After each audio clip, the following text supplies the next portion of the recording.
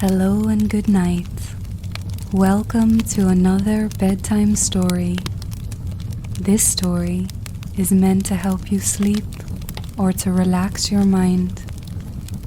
Try and find a comfortable place, such as your bed or a soft chair.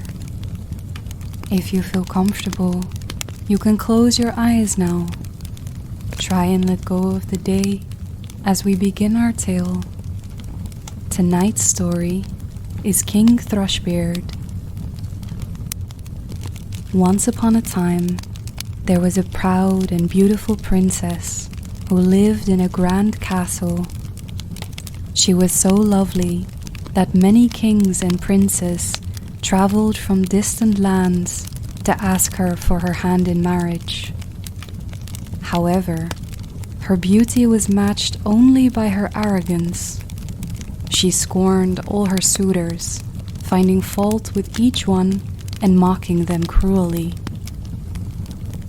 One day, her father, the king, organized a grand feast and invited all the eligible noblemen and princes from neighboring kingdoms. They gathered in the great hall, eager to win the princess's favor. One by one, they presented themselves to her, hoping for her approval. The first prince was tall and handsome, but the princess sneered. "He's too tall. He looks like a beanpole." The second prince was strong and broad-shouldered, but she laughed. "He's too fat. He looks like a barrel." The third prince had a kind and gentle face, but she mocked him. "He's too pale. He looks like he's never seen the sun." Among the suitors was a young king who had a kind face and pointy-trimmed beard. He was wise, noble, and kind, but the princess ridiculed even him. "His beard looks like a thrush's nest. I shall call him King Thrushbeard," she said, and everyone laughed at her sharp wit. The young king flushed with embarrassment but said nothing. He simply bowed and left the hall, his heart heavy. The king, her father, was deeply ashamed of his daughter's behavior. After all the suitors had gone, he turned to her with a stern expression. "You have mocked and insulted every man who came to seek your hand," he said. "Your pride and cruelty have gone too far. I will not allow you to treat people this way any longer. To teach you humility, I vow that you shall marry the very next beggar who comes to the castle." The princess thought her father was jesting, but he was deadly serious. The next morning, as fate would have it, a poor minstrel arrived at the castle gates, singing for his supper. The king summoned him to the great hall and declared, "You shall marry my daughter." The princess was horrified. "Father, no, you cannot mean this," she cried. But the king's decision was final. "You mock the noblemen and princes who sought your hand," he said. "Now you will learn what it means to live humbly." The minstrel, surprised but delighted by his sudden fortune, accepted the king's decree. The princess was dressed in plain clothes and led away from the castle. She wept bitterly as she left her home, accompanied by her new husband. The minstrel's home was a modest cottage in a small village. It was nothing like the grand castle she had lived in all her life. When they arrived, the minstrel said, "This is our home. You must learn to manage the household, for we are poor and there are no servants here." The princess had never done a day of work in her life. She stumbled clumsily through her chores, spilling water, breaking dishes, and burning the food. The minstrel was patient but firm. "You must try harder," he said. "We cannot afford waste."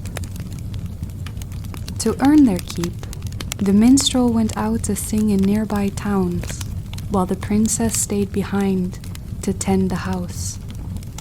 Her hands became rough from scrubbing floors, and her once delicate skin grew weathered. She began to understand how hard life was for ordinary people and regretted her past arrogance. One day, the minstrel said, "We cannot survive on my singing alone. You must help earn our living. I have arranged for you to work in the king's castle as a kitchen maid." The princess was humiliated, but agreed.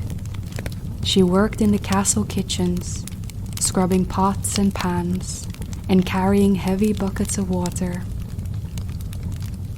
The other servants teased her for her clumsiness and called her Princess Ragged. She swallowed her pride, however, and endured their taunts, determined to make amends for her past behavior. One evening, there was great excitement in the castle. A grand feast was being held in honor of the young king, King Thrushbeard. The princess watched from the shadows as the noble guests arrived, dressed in fine clothes and glittering jewels. Her heart ached with longing for the life she had lost. As the feast began, the princess was tasked with carrying trays of food into the great hall. She kept her head down, hoping no one would recognize her.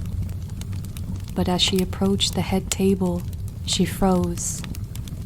There, seated in a place of honor, was the very man she had mocked so cruelly, King Thrushbeard. Their eyes met, and the princess felt a rush of shame.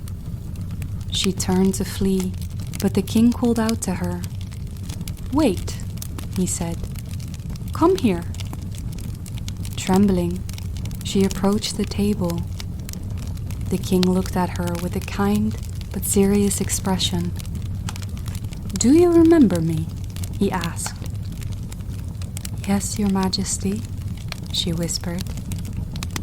"I am deeply sorry for my behavior. I have learned how wrong I was to mock you and the others who sought my hand." The king nodded.